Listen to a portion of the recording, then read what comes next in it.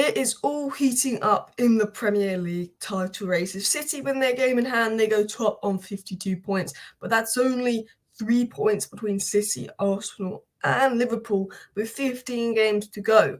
And while it's looking unlikely, I don't even think you can rule Spurs and Villa out the title race yet. Spurs will have one game a week with key players coming back, and they did used to be top of the league. 15 games to go, anything can happen. So in today's video, we're going to be breaking down each team in the Premier League from 1st to 5th, and what are their chances in the Premier League title race, what are their strengths, talking about them all. And as a United fan, this is like my worst nightmare. You don't understand. Liverpool, worst team in the world. Man City and Arsenal, two teams I dislike the most after Liverpool. So I'm actually just kind of hoping Spurs and Villa can do something. But we're going to start with Liverpool, who are currently top of the league. And I think Liverpool have been the best team in the league. I think City might overtake them if they win their game in hand. Because when I look at Liverpool, Arsenal was their first proper loss. I think if it wasn't for the VR controversy at Spurs, they would probably have an extra point. I think Liverpool have been missing key players like Virgil van Dijk, 1 or 2 games this season. Salah, Trent and Robert have been out a while. Szoboszlai's missed a bit. And for pretty much all of those games, bar the Arsenal game, Klopp went and got them a result. There was multiple games this season where Liverpool were actually, 1-0 down at half-time. We're not playing particularly well in the first half, and then they come out in the second half and they smash it. And what Liverpool have done, 4-3 versus Fulham, they've turned around games where they were trailing and gone and won the game. They've showed that fight. They've showed that spirit. And a lot of that is down to Klopp and his substitutions. And a lot of it is down to the midfield. They could play Endo, McAllister in midfield. They've got Jones, they've got Gravenberch, they've got Szoboszlai, they've got Trent, they've got Elliott. They've got so many options. You can move Trent into midfield. You could bring on Curtis Jones for someone like Gravenberch if you want a bit more control of the game. You can bring on Harvey Elliott if you want someone with a bit more attacking intent. Thiago is an unbelievable player. Like, people don't realise how good Thiago is. If Thiago could stay fit, he's in an all-time midfield battle as well. Thiago's coming back for them. They've got the Virgil van Dijk, Alisson, Salah core. Now, I know VVD had a very, very poor game versus Arsenal. I know Alisson did have his best game, but Virgil van Dijk, arguably best centre-back in the world, Alisson, best goalkeeper in the world, and Salah, best right winger in the world. Those 3 players are key to their success. They've won it before, and they've been really big for Liverpool this season, despite the mishap versus Arsenal. Klopp's got a lot of wins over the line, turned games around without key players. Joe Gomez has been left back for most of the season, and I think Klopp is a brilliant manager. But I think what Liverpool have a little bit is more the mentality, the fight, the mentality to push to the end. I think they are really determined to win because this is Klopp's final season. I think Virgil van Dijk is back to his best, bar that last game. Konate and Van Dijk, that pairing has been immense this season. Konate's been unbelievable, although he is injured. So I think Kwanzaa's not injured. He picked up a card, didn't he, versus Arsenal, which was quite smart by Havertz. It was soft, but it was quite smart. And then obviously they've got Kwanzaa to come in. But what else Liverpool have is the youth have really stepped up. Kwanzaa, Bradley really stepping up when, key players like Konate and Trent aren't available as well. They've also got Joe Gomez with Robertson and Trent back. Joe Gomez can go back into centre-back if Klopp doesn't want to play Kwanzaa. I actually think that Liverpool do have decent depth, but I think the most important thing for Liverpool is keeping their head down. They were not expected to be in the title race. People forget this. We all expected a City-Arsenal title race with City to win because Liverpool were in the start of their second rebuild. I feel like everyone sort of predicted Liverpool 4th, maybe 3rd this season. They thought second rebuild. They've lost so many key players. This would be immense if Klopp had them in the title race. He does have them in the title race. It's immense. But I think what will be key is the front line for Liverpool. I think their back line in midfield is solid, bar that last game. It's the front line. Will they be firing? And I think Jota is clinical. If Jota stays fit, that helps them. I think Núñez is finding good form at the right time. He's been looking really good down the left-hand side. Núñez, Jota, Salah, front 3, midfield of control, Szoboszlai, probably McAllister, Jones probably had the most control. Trent at right back, but you can bring Bradley on and push Trent into midfield if you need creativity. Van Dijk, Konate, Robertson, Alisson. They've got a very, very strong squad with a good manager. So I think Liverpool very much equally in it as City. Now, City are probably the favourites to win the title race. They've won the last 3 titles. They can technically go top if they win their game in hand. And the thing about City is I always find them more switched on at the end of the season. There's been a few seasons where City aren't top of the Premier League in December, January, and then they become top. They caught up Arsenal last year. There's been seasons where Liverpool, I think, have been top maybe at the halfway point, and then City have won it by 1 point.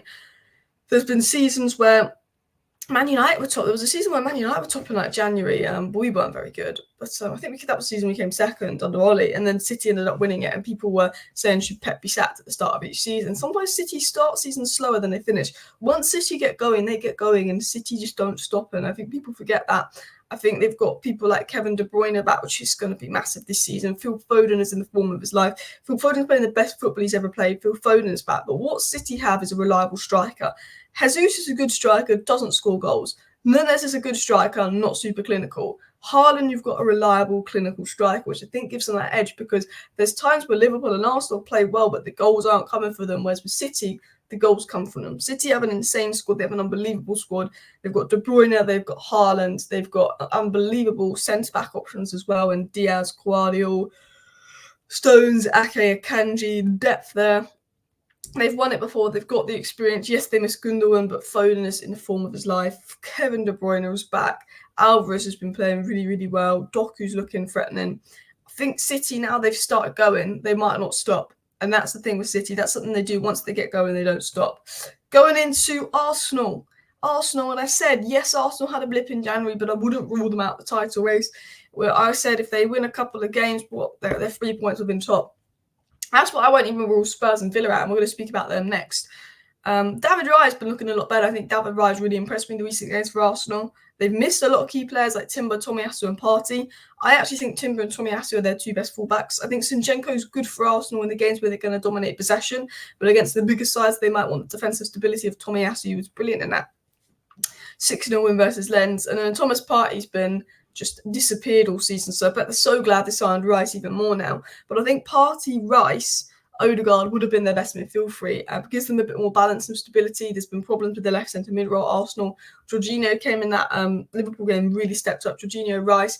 Jorginho, when he's good, he is really, really good. And him and Rice are looking like a solid pairing. And maybe that will solve some issues with Arsenal and the left centre mid issue. I don't think they replaced Saka properly.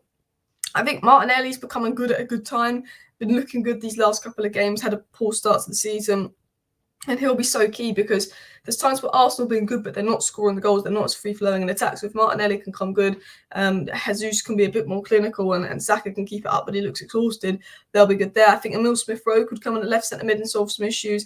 Declan Rice in capital letters has been arguably signing of the season. Maybe in value for money, you can look more at McAllister, Vicario, but Declan Rice has been immense. And then you've got Saliba, Gabriel, Rice. That trio is defensively solid. I don't know if they still are, but I know like before the January blip, Arsenal had the best defensive record in the league, least goals conceded, and that they've got a very defensively solid core, and they all seem to stay fit. Saliba, Gabriel, Declan Rice as well, which is massive. The injuries is going to be a big, big deciding factor between now and the end of the season, like it was last season when Saliba dropped off as well. Obviously, Julian Timber's going to come back in, which will be interesting. And look, one thing about Arsenal is they beat City at home and they've beat Liverpool at home. Or did they beat City at the Etihad or at home? They've beat City and they've beat Liverpool this season. Arsenal last season couldn't beat the big sides. Well, I mean the big sides. Do you know what I mean? I'm not counting United. Arsenal this season can beat the big sides. They've proven they can beat the big teams. And that, for me, if you can beat the big teams, you need to learn how to beat the small teams. They need to learn how to break down a low block, which I think they can do. They're capable of. They can be there. Aston Villa. Now I think Aston Villa will drop out. I think Aston Villa are more likely to drop out than Spurs because, one, I think they've dropped off a tiny bit. I know they just pumped Sheffield United and they're probably going to pump Man United at the weekend, which will be awful. But I think they've got multiple games because they'll be in Europe. I think the depth gets them. But they've only lost one game at home since March, and that was Newcastle the other week. They have had the second most points since Unai Emery has come in. Diaby has been looking absolute quality. Bailey. Why have I written Diaby? I mean, Diaby's been good. I meant Bailey. Bailey has been looking quality. I've got the wingers mixed up. It's Leon Bailey that's caught my eye. Diaby's been looking good, but Leon Bailey has been the guy that's caught my eye recently. Leon Bailey, sorry. Kamara, Louise and McGinn. Midfield solid. That is a really good, really balanced midfield. Kamara, Louise, McGinn. They've got players like Tielemans to come into that as well. Jacob Ramsey, other players in there. I think they've actually got a very underrated depth, Villa. Watkins, we know he can score. Watkins, unbelievable player. And then you've got Konza and you've got Pau Torres, who I think are class. Villa have been very good. Do not underrate Villa. I think they'll win the Conference League. I think the Premier League, they might drop off a bit. Depends on, but their depth is quite underrated. but they've been looking very good. They've been looking very, very dangerous. Will they keep it up?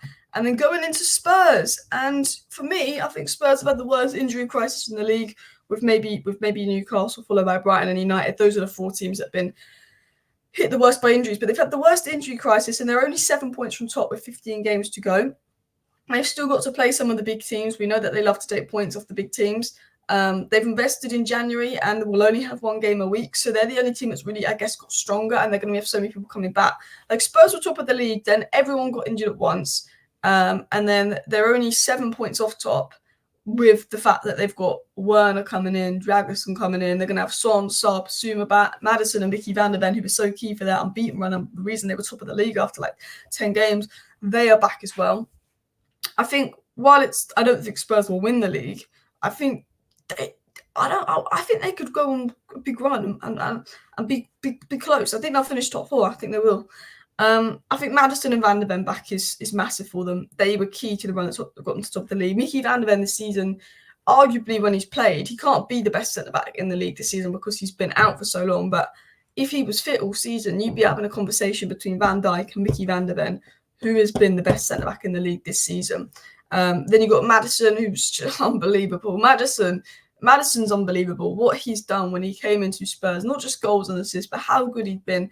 He player of the month for a reason. He would have been like player of the season if he continued on and didn't get injured. And he's so key, and he's the cog to Ange's system. And they've got Maddison and Van der Ven coming back in. We saw how good they were. We've seen how good they can be. They've got Son to return. They've got Salah, who I think is a really underrated player.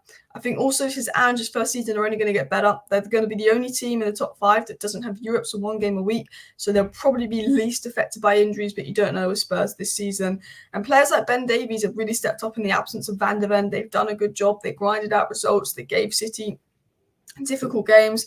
And then you've got Udogie and Porro, who've probably been the best fullback pairing in the league. Trent and Robbo have had injuries. I think Udogie and Porro have been the best fullback in the league. Overall, I think all of these 5 teams can win the title. I think City and Liverpool and Arsenal are the 3 favourites. I don't know how it's going to go because I think it's going to massively depend on injuries and big games coming up. Still think Liverpool might do it. But we'll see. Smash a like, smash a subscribe. Thank you for watching. Bye.